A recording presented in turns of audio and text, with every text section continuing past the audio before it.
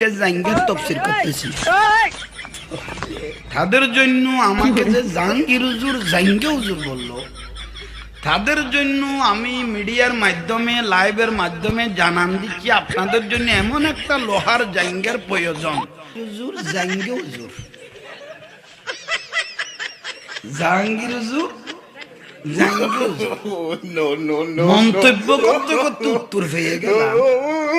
দেখতেছি আমাদের জাঙ্গে ঠিকই আছে, কিন্তু তাদের যে অবস্থা মাদ্রাসা চলতেছে, তাদের জন্য এমন জাঙ্গের প্রয়োজন লোহার।